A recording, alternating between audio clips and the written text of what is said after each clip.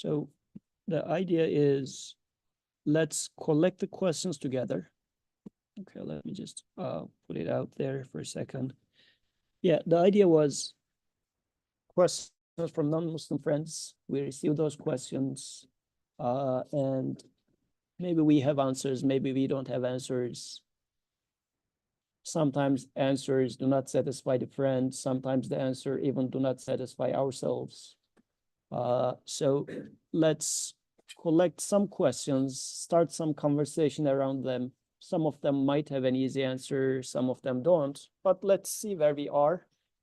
And actually so for today, let's get a few of such questions which you think is out there.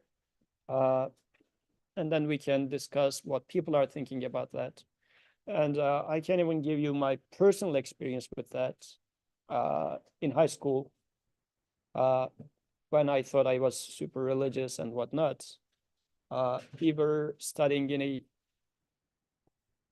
high school which was supposedly somewhat religious, I would say, with a huge question mark as large as this one. But anyway, in there,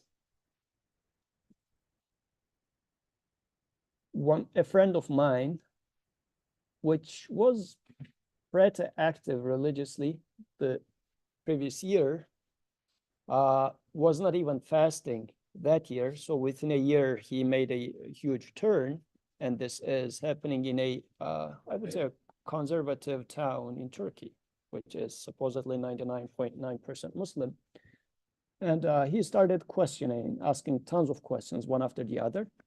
And I was there. Another friend of mine was there, which was, at that point, I think he was trying to memorize Quran and whatnot. So he is quite religious, so much so that his nickname was Imam. We used to call him Imam. Still today, we call him Imam. In a funny way, of course. High school nicknames. So that friend warmed us with tons of questions. That night was the breaking point in my life, very good way, that I realized I was giving him some answers, those cooked questions, cooked answers. So it's more like a battle of questions versus answers and whatnot. And he was studying biology, my friend. So of course he started questioning evolution and this and that. And my friend was saying that, oh, such and such famous biologist, as he was in his deathbed, he said this and that, as if this is the answer to my friend's question and whatnot. But I realized, well, I don't have answers. So this was a wake-up call for me. I said, well, I need to answer those for myself first before trying to answer my friend. So it was good. Like, such questions are very useful. Like, it's questions from non-Muslims. It could be a friend, a Muslim friend who might be struggling with it. That's fine, totally fine. Because my friend was born and raised in a Muslim environment, Muslim family. As I said, the previous year, he was super religious, super active, Islamic activism and whatnot. Within a year, everything is upside down, and it happens. So, okay. So Zarar started with a question, so we'll get there. So such questions. So let's start hearing questions from you. Because this is what I experienced in a statistically speaking Muslim country. Now we are living in a country and on a campus where Muslims are super duper minority here. Even if you were to go to a Islamic school for high school or secondary school, I am pretty sure you will have such questions from your Muslim friends as well. So let's start with that. And I will be writing the questions here so that we will work on it together. Since it is your friend's question, don't feel like you're going to be judged. How dare you don't have an answer to that, Shahryar, type of an attitude, but that's okay. Okay. So I will start with Zarar's age of Aisha radiallahu anha. Okay.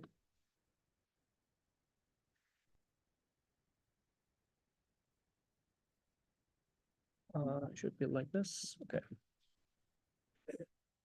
in her marriage to the prophets. Okay, what do you think? Sorry, I have been a little separated from you. It's all because of this. Yeah, I will appreciate if you guys can move. It would be nicer. Okay, thank you. It's nicer. Yes, I guess this is one such question. Actually, we can even generalize this. Marriages of the prophets. Because there are many questions that are being put under this title. Yes.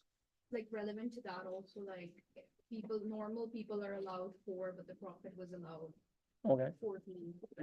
Normal. I mean, it doesn't happen all at once, but yes, normal people are allowed 4. But this number was higher for the prophets. Normal, well, okay, let's say regular males are allowed to marry up to 4. Okay. Yes. It's a different question about where are they different school of sex and differently why? Different madhab, or when you say different sects, you mean Shia Sunni or which one? Okay. Madhab within, let's say, to make it clear, Sunni tradition,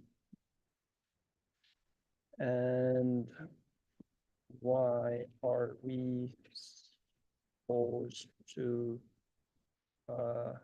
follow one of them? Okay. So you said questions from non-Muslims or from Muslims? I guess, yeah, that's fine, but non-Muslims also ask that question. Yeah, I'm saying it's from my Muslim, Yeah, especially the non-Muslim version of this is more so being in the sense of Shia Sunni, because this is the what's out there. We can generalize this actually. Let's also write it there. Shia Sunni conflict in the right conflict. Okay. What is the concept of concubinage and slavery and so on. concub yeah, tell me. right. Yes. Like this? Concubine It's an edge. of slaves. It's slavery. Okay. I was gonna say your friend's question too about evolution. Evolution. Join us tonight. Mhm. In our house, today's discussion will be about evolution.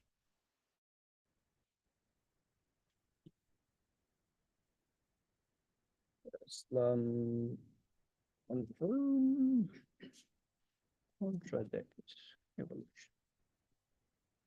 Now, after a long years, tonight we'll be discussing that. Yes. Hadith and problematic of hadith. Hadith. In what sense? Like sometimes people will pull up like a hadith that don't make sense or Okay. that are very problematic, like very Repeat. like restrictive for women or to make.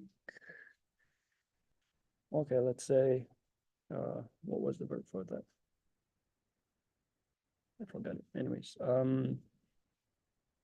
how to interpret hadith. How do we make sense of them? Okay, let's leave it like that. also when you like say in response to that, hey, like hadith isn't really a part of deen. Okay.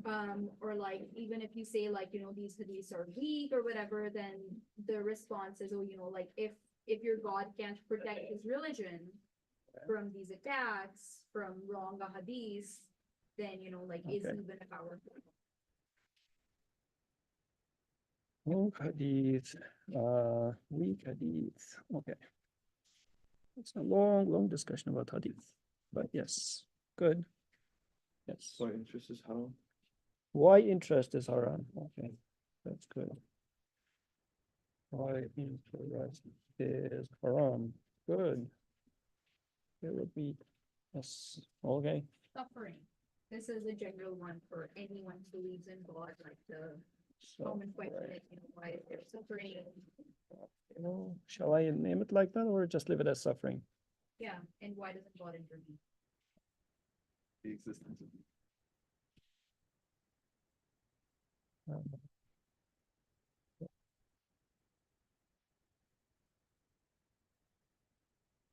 Exists.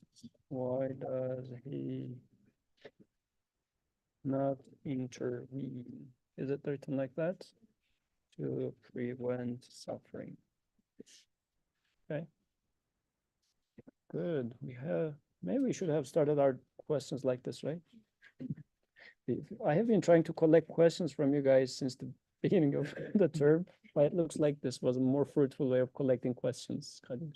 The discrepancies in our history, like how it is being taught, like you go to one school of thought, they are teaching one thing. You go to What sort of another. history?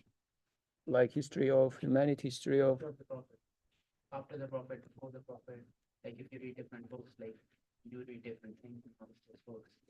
okay, you will need to educate me about that, but let's write it too, of history. Among, and when you say discrepancy, is it between Shia Sunni or, If you go to a narration of someone that was written by an Islamic scholar, that's different. If you read it like by a non-Islamic. oh, of course, I mean, okay, that's more clear, okay. Yeah, but, sorry, Three, Which one would you believe in? okay, sure. but even among Shia Sunni, like some things that are very, very, very commonly accepted are questioned by a lot of Shia people, like how many daughters the Prophet had. Okay. Okay. Okay, good. What else? There is a cynical smile there. You have a question there or no? You no? Okay, so it was not a cynical smile. Any other question? Yes. What God intended versus what happened. Okay, open it up a little more. So did God intend for people to be gay? Or is it, it comes under evolution also. Okay, do God intend? Okay, Yeah, intend for people. ask a more politically correct version of it. Okay, does God intend for people to Or be born with disabilities? I guess. people. Let's forget, Okay. forget homosexuality. Let's do Okay. disability. Okay, good. And isn't that cool? Like if he did intend for it to happen. Okay. But also that's also to homosexuality. That's a big one today. Okay, so I guess as I am being a professor here at the same time and don't want to lose my job. Okay, isn't that cruel? Okay, so and I guess in general we can say, okay, let's leave it as it is. Okay, good. Okay. Okay, contradiction in hadith literature. How can you claim to have the truth when you guys yourself don't agree on what the truth is? Okay. Why is Allah such a bad author? Who is that? Trying to say Allah, but like the way they say it. Oh, I see. Okay, bad author. Okay, so interpretation of Quran. Okay, so oh yeah, actually a Christian friend of mine asked what Zara was referring to there. Quran being interpreted in various ways. So why is it not clearly written as Bible was what he was saying? I don't know how clearly written Bible is, but this was what he was saying. Why is Quran open to such a wide way of interpretation? We can rephrase my intention question. Okay. So basically what I was trying to say is like, if there is an all-powerful God, then why did things not turn out the way he intended them to? Like how come people were able to crucify his prophet or his son, as they say? Okay. Oh, things go out of control of an all powerful God. Is it good? Yeah. I have a funny story about that. So we like I was on the bus and a person, we meet on bus pretty much. And he was from my hometown, but he was living in here for years. And later on, I realized that he was from the Armenian minorities in Turkey who migrated to here. So we speak in Turkish with him. So he's from my hometown. So we are, but he's old. But he made a comment, and I didn't initially know that he was Christian. But then he made a comment saying that, God created man, but then man got out of control. God was just saying that, well, I should have done this in the first place, but you know what? It's over. It's already too late.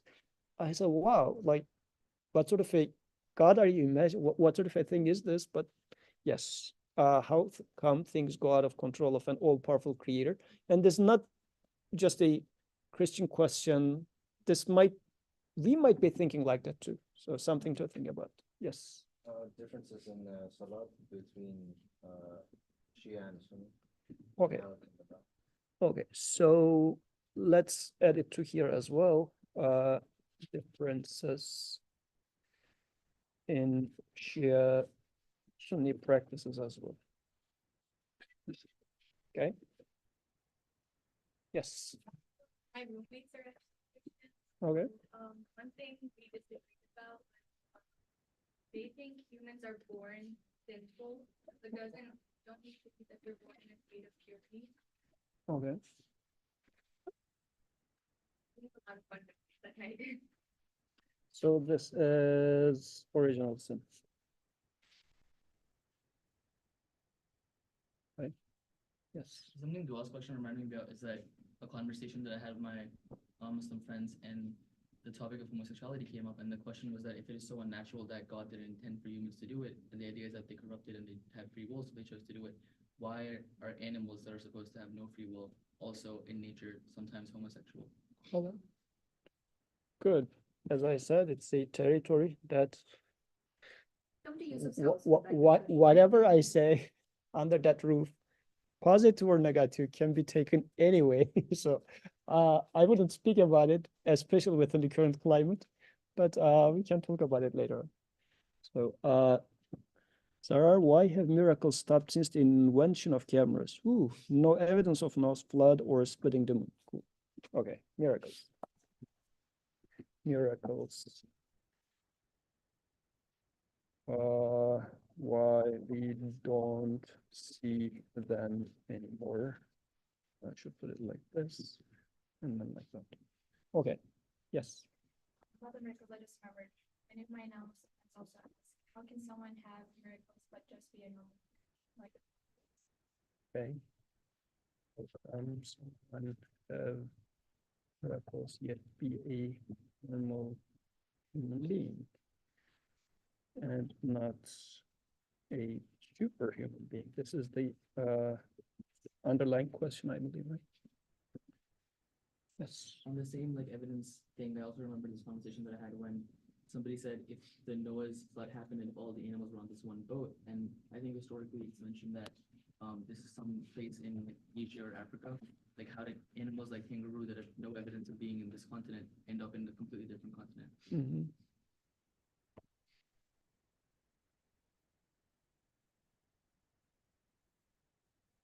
Where is the evidence?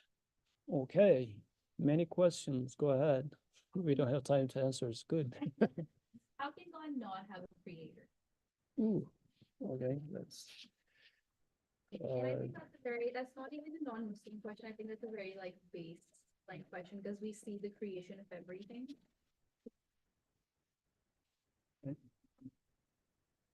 Okay. Yes. go How ahead. do you know that your religion is the correct one? Or like you think the religion is the correct?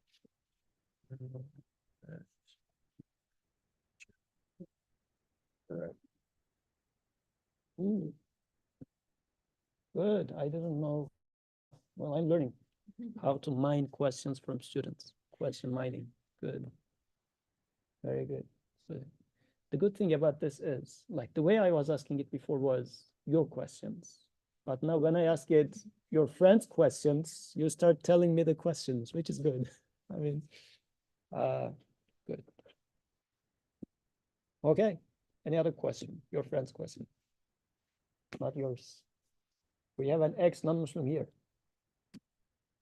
Alhamdulillah, no question coming from him, see? Y'all on a roll. Alhamdulillah. Hey, good. Let's start from somewhere. Okay. Let's start from here. Marriages of the Prophet. Okay. Again, for all of these questions, we can have, like for every single of those questions, we can have multiple sessions, and it deserves multiple sessions. I'll just give some intro here for some of them. And my worry is if I start giving too detailed of answers, I'm going to lose you guys. So this would be the reason if I would like to keep it a little short. But if you're interested, we can follow up with that in a dedicated discussion in the upcoming weeks. Let's start with the first one. And okay. Okay, this was Zara's last question. Zara, I'm copy pasting it. I'll look into that as we started. Okay. Okay, let's go with the first one. Okay. So marriages of the prophets. So multiple things are happening in here. Many of the, what I will make as the intro applies to many of those questions. First of all, in general, when somebody is asking such questions, which is also the case, now we are having this conversation, are we really talking about the same thing? We need to start from there. Now, somebody is saying that your prophet has married with multiple women, has married with someone who is supposedly 6, 9, whatever age, and or like the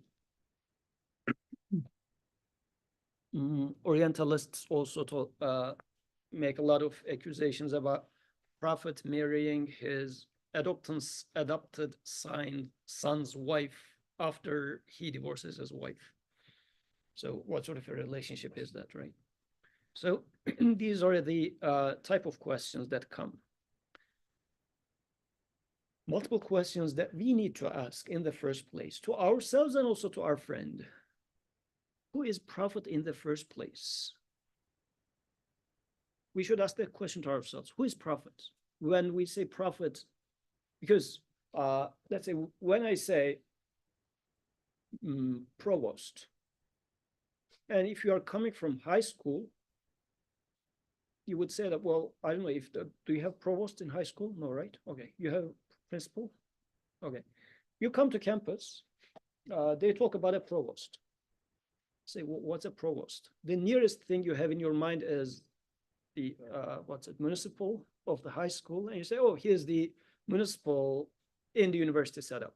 So you're likening someone that you do not know to someone that you know. When we say prophet, who is prophet for you? Like prophethood is one of the pillars of belief, like one of the pillars of Iman. So it must be something so essential. But what is its utility for you in the first place? Do you really feel the need for such a person? Without which you wouldn't be able to make sense of this existence, this life. Like those 6 pillars of Iman as being mentioned in the narration, why are they there? It must be that without them, you wouldn't be able to make sense of this existence. So prophethood is so central, but why? So prophet, so I have to give a very quick intro about this so that what I say starts making sense. It's going to be super fast, but what I'm saying should take a good amount of time to digest. But again, just for the sake of completeness. You come into this life, like now I have a 2-year-old son. He doesn't know God, he doesn't know nothing. All he knows is he needs milk, he needs candy, he needs food and whatnot, right? For him, there's no God. The concept of God is not there. What he has is basic needs. This is where we start. This is where every single one of you started from, right? But then it will start happening that things are changing, constantly changing in front of you. Like now it's fall, winter.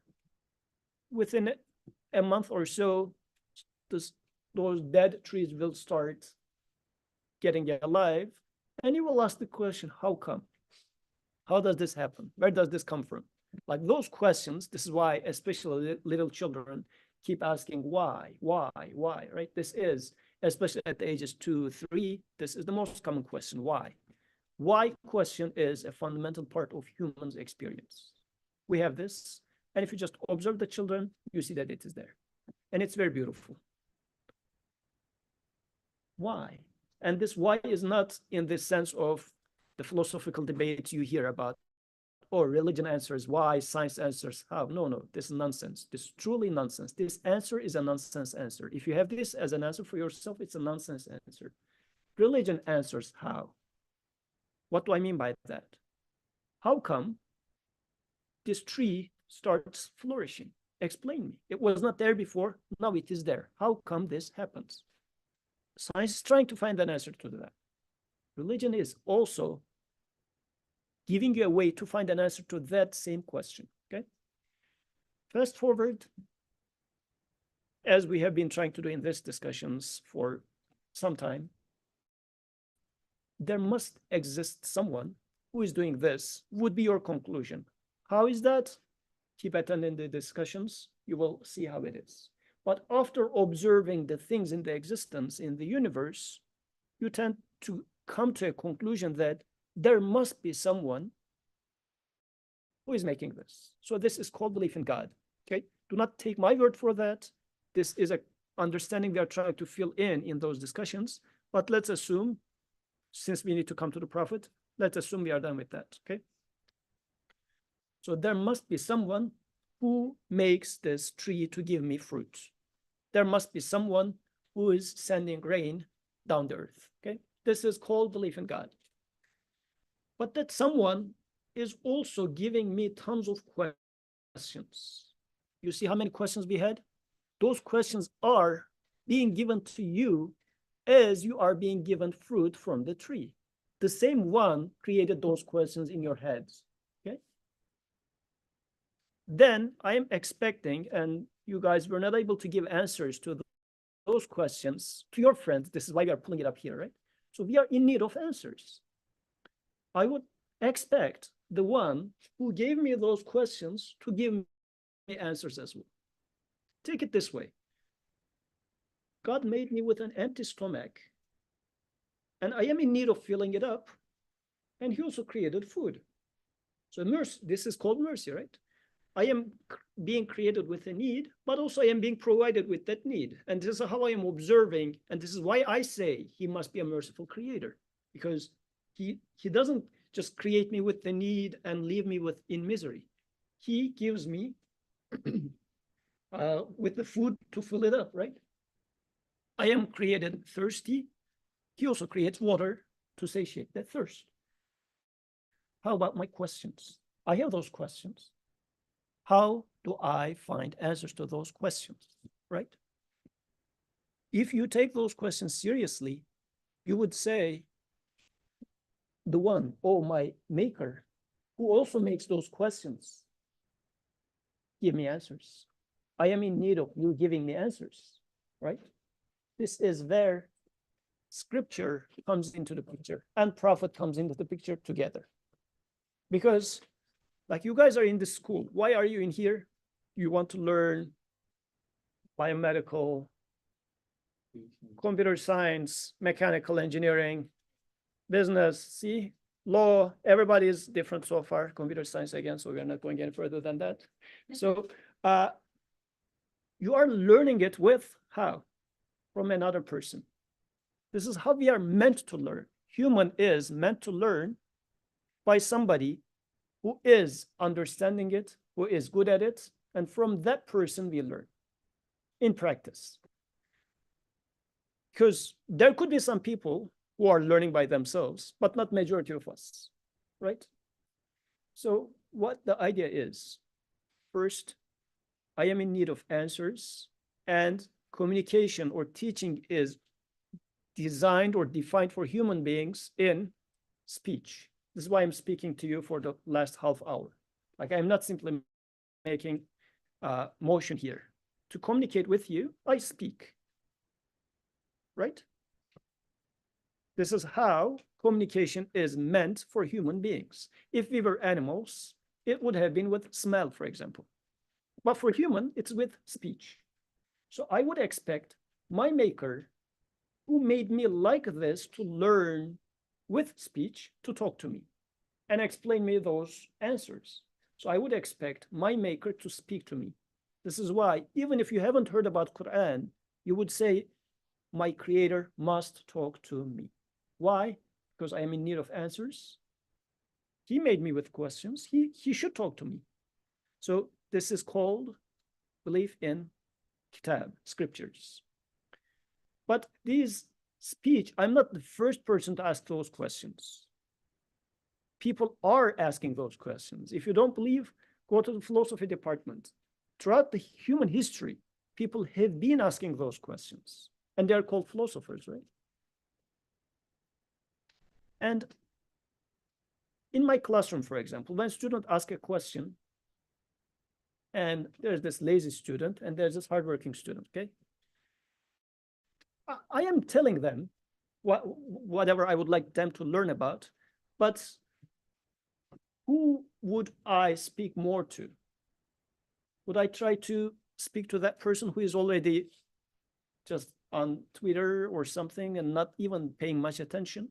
But then there's hardworking student who keeps asking a question back and forth. I will speak more to that student than this one. Still, I'm speaking to that, but I will speak more to him. So among human beings, God talks to everyone. Your creator talks to you too. But to certain other harder working students, let's say, creator speaks more. This is called revelation is being spoken to them more so than I am, but still the revelation is, I am being subject to that revelation too, right? But those students are also, like, for example, for this guy, if he applies for becoming a TA, or sometimes I encourage them, right? I say, oh, you're a good student. In my class, I observe that you're a good student. Apply to become a TA. In our setup, I do that. And even I write a reference letter for the student, right? So because I would like that student's good practice to be taken as an example by other students. This is called prophet. Prophet is from among people, a hardworking student in our analogy, who in the first hand had those questions. And the professor liked him asking or taking the question serious, talked to him about the answers, and he said, oh, now I am convinced. Now I understood it well. And then the professor says, I gave the question to her as well, and she's struggling with that. I'm going to make office hours. Still, I'm going to tell her the answers, but she's not going to take it as much as she would take it from you. You become the TA. This is called prophets. Okay? Prophets are examples of how to answer those questions in life. They are not simply giving us intellectual lessons either, because all those questions have outcomes, side effects in our day-to-day life, actually. How we get to know our creator. Such a person is a prophet. So prophet is a person who is from among us, students or people, the best. Why? Because the creator spoke to them because they were the best among us, the hardest working students, okay? And they are appointed with that duty, and their main duty is to deliver the message. This is what defines them. What defines a prophet is, he is there as a teacher. This is the number one property of a prophet. So when we say, oh, marriage is of prophet, what does prophet should look like in my head? Now we are trying to define who the prophet is. Prophet is the teacher, or if you like, teaching assistant. In our analogy, let's take the creator as the teacher and prophet as the teaching assistant. as the teaching assistant, with professor chose from among the students as the best and most exemplary student, and that student is going to be example for the rest of the students, and his duty is he's a teacher. Like that prophet is a teacher. This is what defines him. So when it comes to marriages of the prophet, I need to ask the question, what is the teaching aspect in those marriages? If I talk about the wars that prophet went into, what is the teaching aspect in those wars? If I take it devoid of that, if I just say that, oh, prophet, he was a male and he married this many times, and I know many males, including Trump. Trump was a strong man. Prophet was a strong man. Trump has so many wives, officially, unofficially. Your prophet has so many wives, officially, unofficially. If I'm comparing the two, then that means, like when I say prophet, what I mean by that is a strong political figure. This is not a prophet. This is why, to answer that question properly, we need to first talk about who is prophet, which prophet you are referring to. Are you referring to a prophet as a political leader, as a commander-in-chief? Who is prophet? Without establishing prophet, this is why you cannot answer that question. For yourself or for your friend, either. Even if you go with that, like within traditions, let's say within Christian tradition, prophet is a different concept. But forget about even those details. For you, as a person who is raised up in a Muslim community, who is prophet for you? A friend of mine was saying that when he was doing his PhD in, I believe, might be Indiana, Bloomington.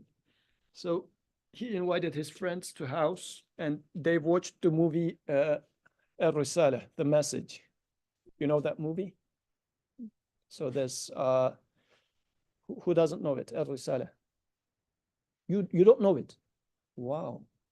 Like in Turkey, every child watches it at least 30 times. So this is a famous movie from 70s. It's a Hollywood movie. Mustafa Akkad was the director. So it is Prophet's life, but the revelation portion of it is this much, but the battles are that much. Okay, so Prophet's life is all about battles, according to that movie. And it's a movie in good intentions. I'm not saying that the movie was done in bad intentions and whatnot, but this is what is being depicted out there. So he said, after watching it with his non-Muslim friends, their response was, oh, Muhammad was the Alexander the Great of Arabs. Because this is what they see. Is this what you see? When you say prophet, do you see a political leader? What is the first thing that defines prophet? Because everything is going to be defined relative to that. Or you simply see a male, like a strong male figure. If this is what you see, and you define everything relative to that, you will end up with answers according to this, right? What is the reference point? This is why our understanding of prophet is so important. Now, I'm again making a shortcut. You have a comment there. This is the type of about last year about states, so that's the reference.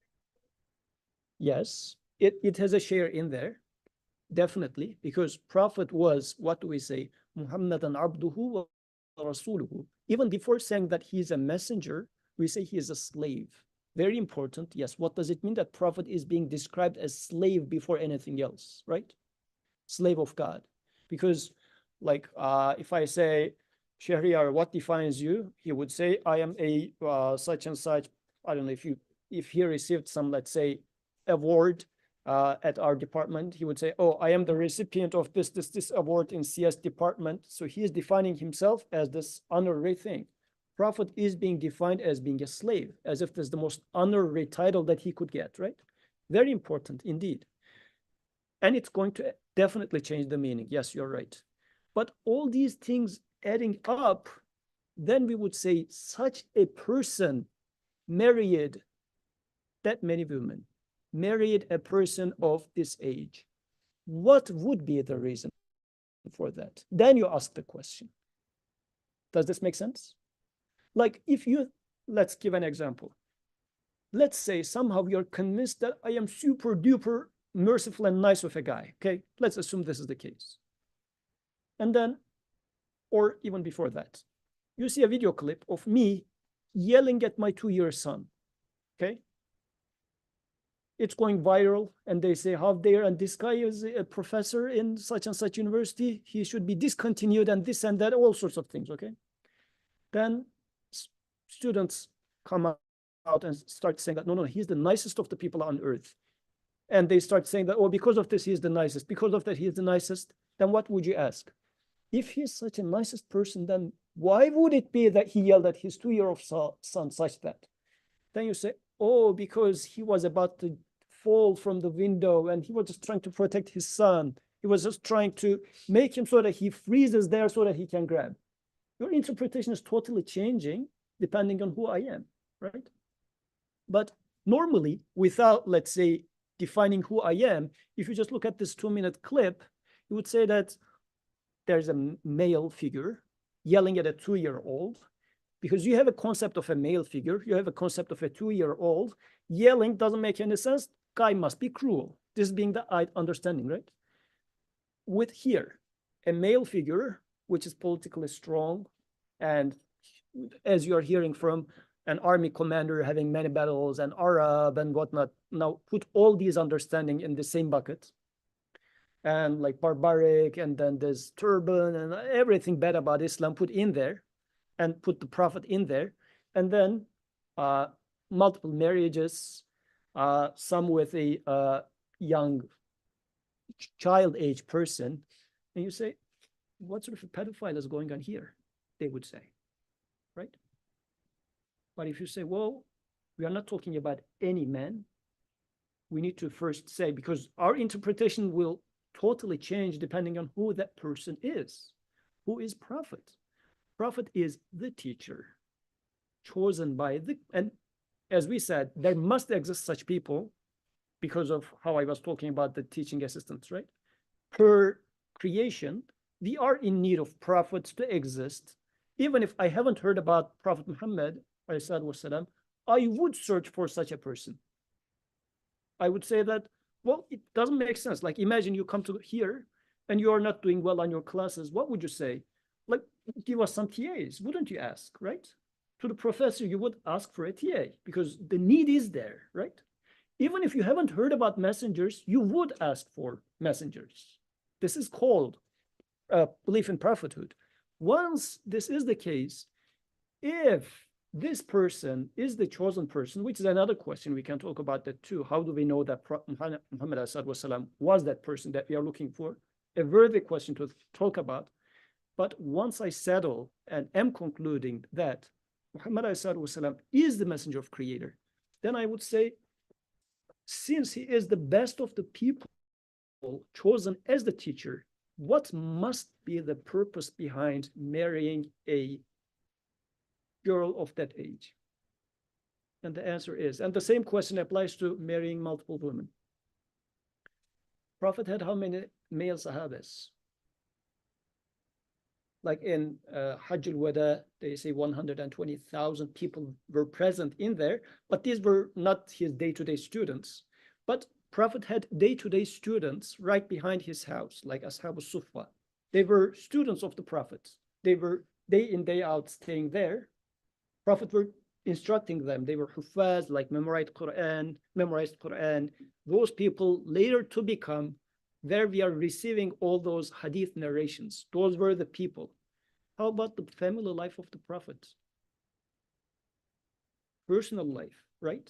Because let's say if 15 hours of Prophet's life was being observed by this 100, 200, 500 males outside, how about the time, 6, 7, 8 hours of time that's happening in the house? Who are the witnesses to that? A bunch of persons. If it was one female, let's say, one wife, because this is also something about how we read hadith. What's a hadith? Hadith is, let's say we have this conversation here. Qadir very liked what we are talking here.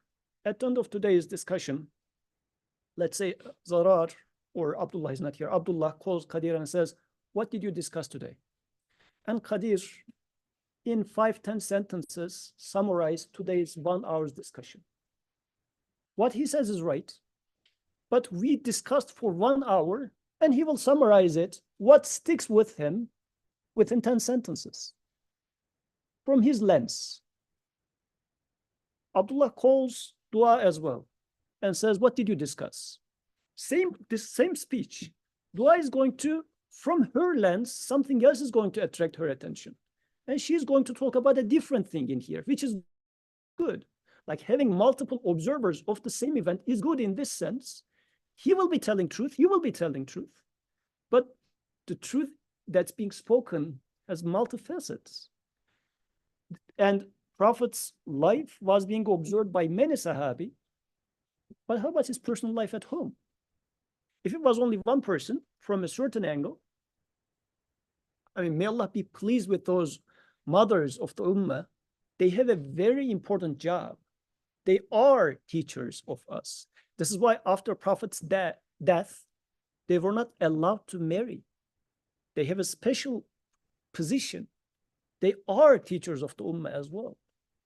They were not allowed to get under anybody's authority later on, because their ability to describe what Prophet said should not have been altered by any other motive. Like if there had to be another husband, and then they would need to now be silent for a certain reason or change, this is unacceptable. So this was not given that opportunity to them. So Prophet's wives are teachers as well. So this is why multiple wives was necessary for Prophet's household, because it was not a sexual thing.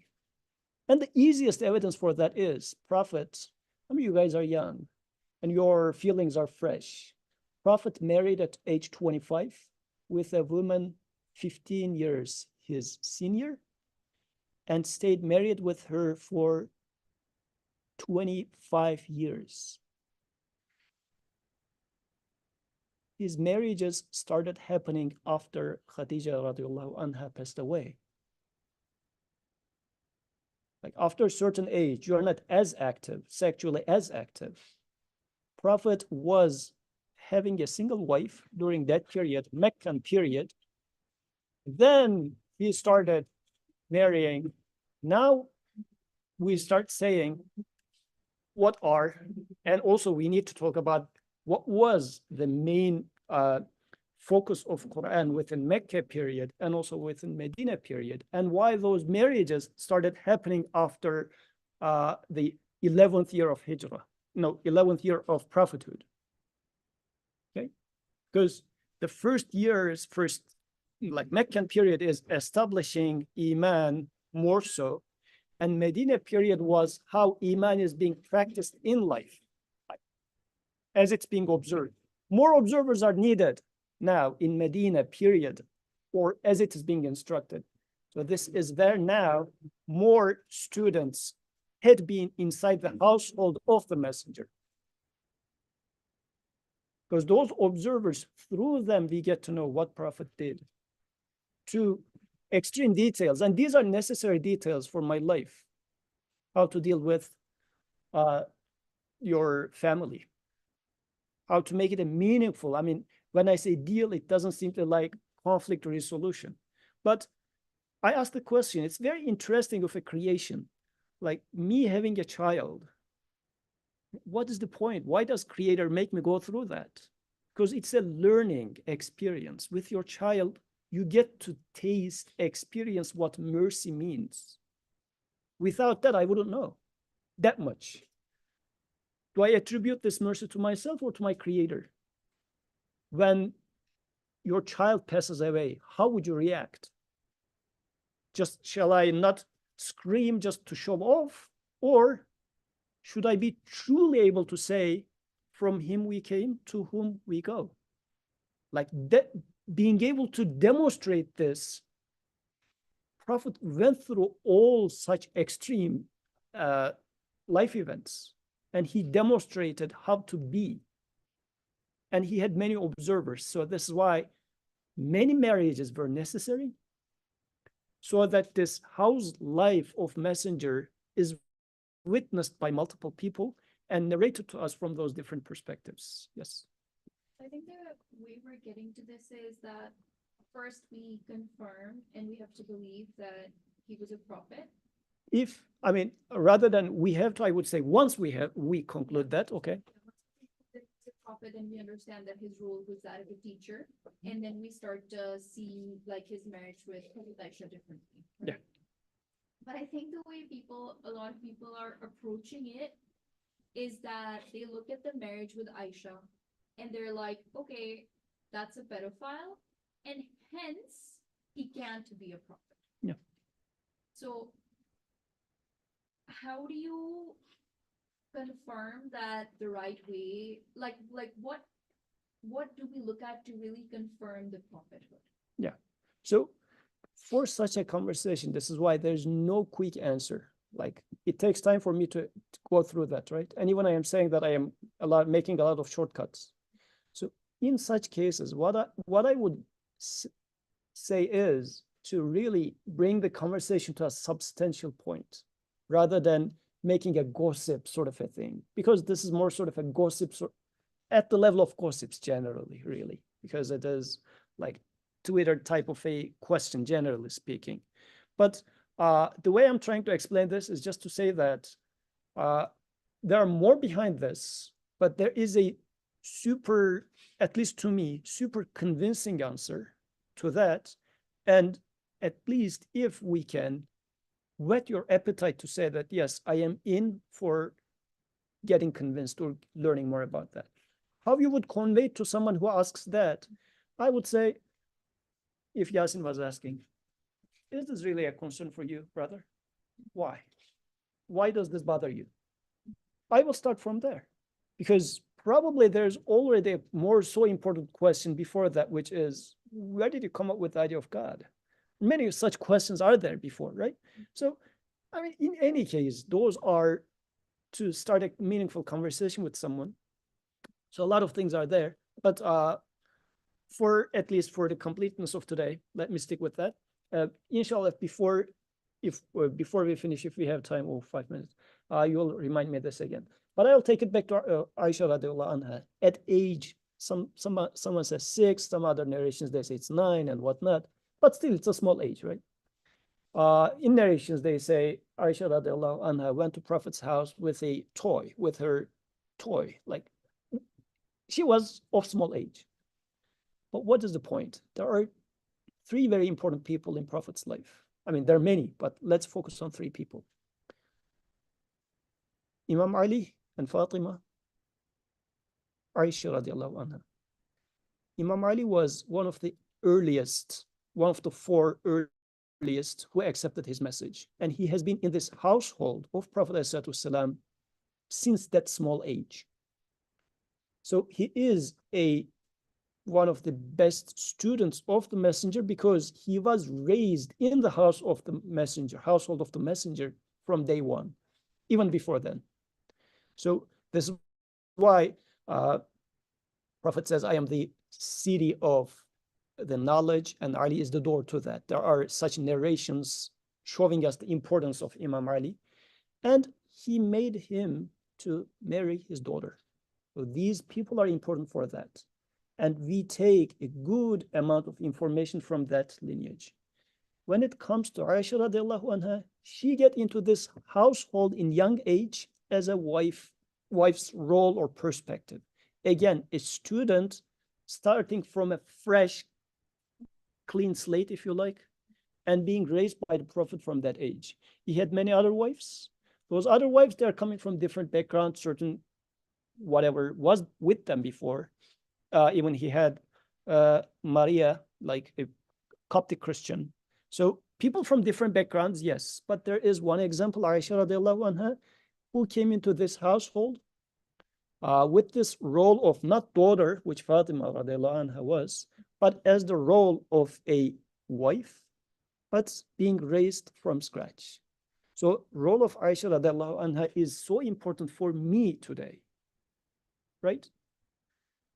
So even in such case, Prophet marrying such a person, I would be thankful to him and to Aisha radiallahu anha, to Abu Bakr radiallahu anha, to make this marriage happen, because he was the father. He could have said that, no way, right? They shouldered many hardships for us, like such a thing happening. Same with Zainab, like Zayd's wife, who he divorced, and Prophet married him, because Abu Bakr radiallahu anhu says, if Prophet was to hide a verse from Quran, something that is revealed to him, it would be this verse about him being married to Zainab.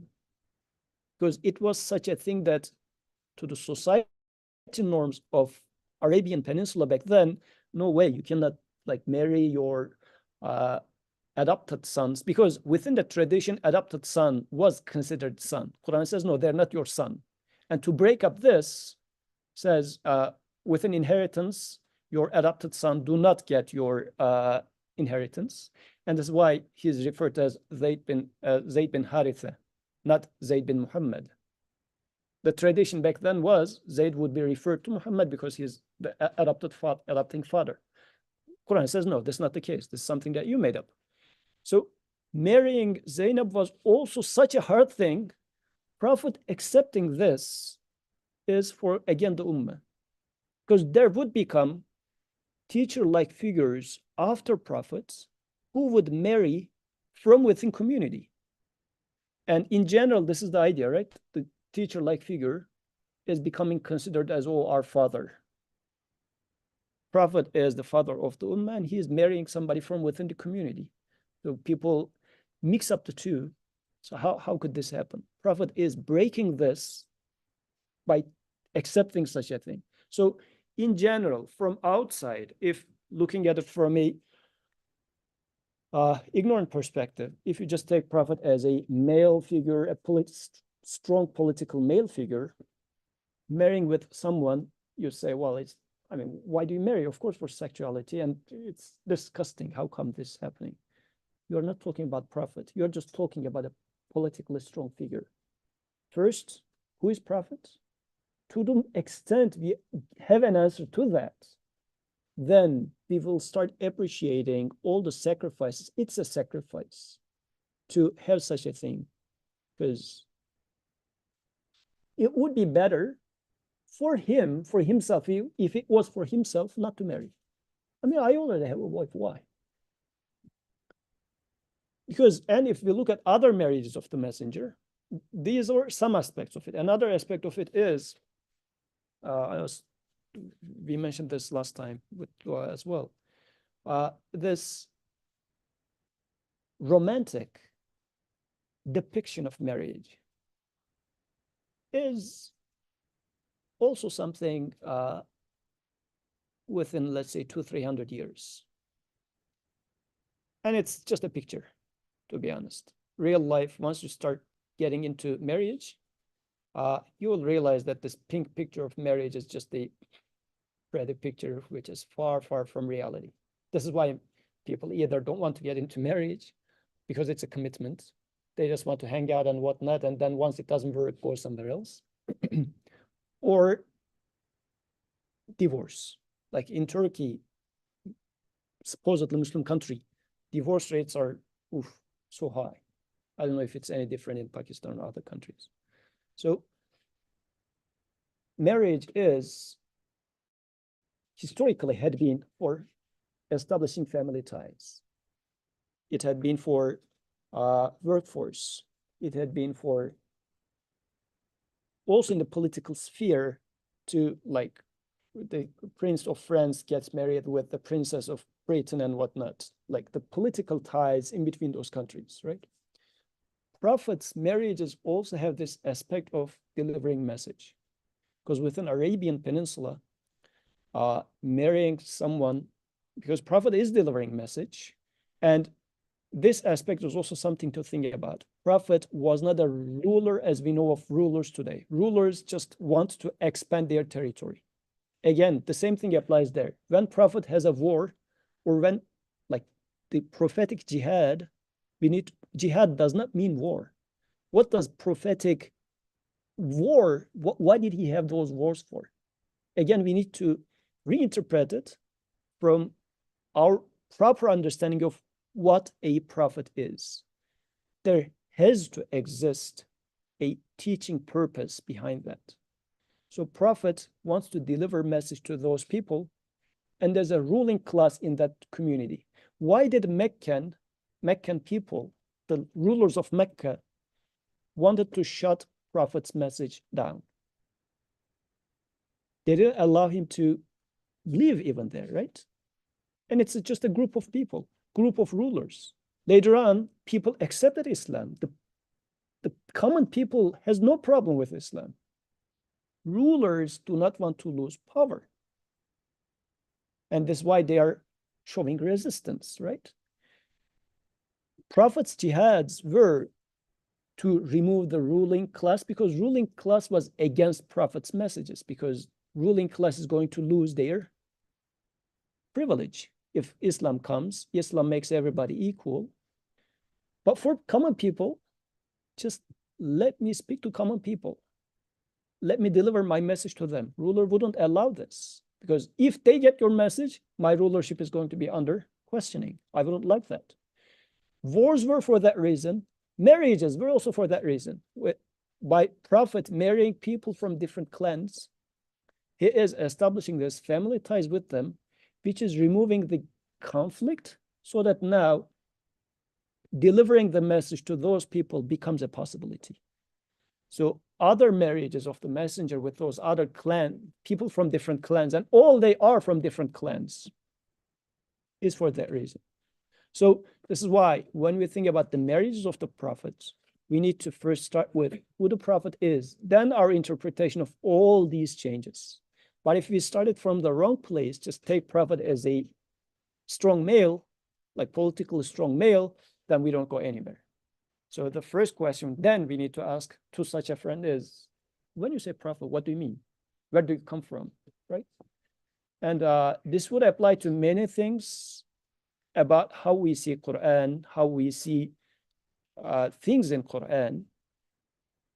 So this is why we need that establishing those definitions. Do not go with a Western definition of what prophet means and then try to understand Quran with that. Do not start with a Western or materialist definition of God and try to make sense of Quran. It won't. It would look like full of contradictions, and it should, because you start with the wrong description. You are starting from the wrong place. It shouldn't make sense, yet it's perfectly fine, because the building blocks are wrong. The bases are wrong. Does this make sense? And it takes time. It should take time. Actually, this is why you are given life. If you live 80 years, you are given breathing, you are allowed to breathe air for 80 years to figure out answers to those questions. Like you are given 4 or 5 years of campus life here to earn a degree, right? This is why you're here. And nobody complains about that. I mean, 5 years, and we accept it, right? 5 years of education is good for getting a mechanical engineering degree. You are given 80 years of life to make sense of something. This something is why we are here. So it's not extra. It's not like, oh, I'm here to become the best of the computer scientists. Oh, by the way, in my spare time as a hobby, I will here and there study and learn about something about religion, so that when we get into a debate with a friend, I can immediately give the answer and show off. This is not the point. If this is a legitimate concern, a serious problem for yourself, which it should be, then you will enjoy the answer as well. This is why it might sound like, oh, religion is hard, it's avoiding joys, and we are just being patient with it. But once I get to paradise, this is where the party is starting. No, Iman in itself is so joyful. Like Iman, having convincing answers to those questions. Because when you eat food, food is delicious. When your stomach feels full, it is joyful. You have those questions, this hello-ness in your head, in your heart, feeling them will give you and does give you the same satisfaction. So the joy of Iman, and let's call it religion, starts right here. You're not postponing things to afterlife. You are getting paid right here as well. You will get paid more eventually, yes. But in here, even, believer is much more satisfied, much more content than you would be without any answer to questions such as what? Okay, where was it? Suffering. If God exists, why does he not intervene to prevent suffering? Last week or the week before, somebody in the discussion was asking, God creates everything. God creates the phosphorus to burn. Why does he let the phosphorus bomb to burn the innocent children in Gaza? This is a question that came from one of the regulars of our discussion, a legitimate question. This is something that hurts that person. And I would like to have an answer to that. Otherwise, I'm feeling uncomfortable. Once I find an answer, see wisdom in there, I start enjoying my own pains as well. It's not only I'm concerned about that child, actually, because you're going through certain pains in your life too. And you're having the same question for yourself too. Why does not God make life with this smooth path for me? But here and there are a lot of challenges, right? So Iman gives this comfort, this joy. So any concluding remarks? That much from me. Okay, Zara is saying that, all wives of the prophet, you are not like any other woman. Yes. Yes. Can I conclude with a question to answer this? Okay. So I guess the problem is that like people make the like all of the actions of the prophet to be sunnah and something that they should follow. So if an old man marries a young girl, he would think of it as like following the sunnah of the prophet, and he would think that he did something very noble. Whereas he might very well be taking advantage of the young girl. He might not even be, certainly does not understand what marriage is. Yeah. So, like, it's just like misunderstanding religion leads to a lot of problems. Yeah. And a lot of extremism. Sure. And terrorism even. So how do you make sense of that? Yeah. So we all need to start from making sense of it. Do I have such a concern in the first place? Otherwise, if I'm just trying to make up excuses for anything, you can you can interpret anything in any way you like. Really, you can interpret anything any way you like. So this is the case for, I don't know, we have Rida there, and she can tell us about how law can be interpreted in multiple different ways and how it's changing over time and why, like, it's the same text, but people keep reinterpreting and reinterpreting it. Even due to political power, if it's a judge appointed by a Republican, they interpret it in a way, and if they are in power, this becomes the norm. If it's a, I don't know, Obama appointed judge, it's being interpreted. You can do this to any single text. But for me, rather than trying to solve the problem out there, what makes it more relevant to me is, how do I solve that problem for myself? Where do I start from? Do I have this desire derived for myself? This should be the question for me. Otherwise, I mean, here we are not really trying to solve the abusive clergy's problem in, I don't know, certain Muslim countries. We are not going to solve Shia-Sunni conflict or whatever. I mean, these are all out there big things which nobody asks me even. Nobody asks for my opinion how to solve the problem. In my world, how do I solve that? This should be our attitude. If you are concerned personally, this is what really bothers you. Otherwise, we are just speaking and wasting time by diverting our attention to things that doesn't bother us in the expense of really ignoring our own problems. If I have an assignment for tomorrow, yet I don't want to do the assignment, and then I go and start talking about, oh, is United States going to start a war with Iran and whatnot? Like, go and do your assignment, man. Like nobody's going to ask you about whether is it Biden calls and Mahmoud, shall we enter Iran or no? Like, no, they won't ask, right? So what's the point? Focus on what is relevant to you. So in general, and religion is not just an issue of, should not be an issue of this sort of a gossipy or, I don't know, to have some sort of a party talk. It is your personal issues. And we should be interested in them for that reason.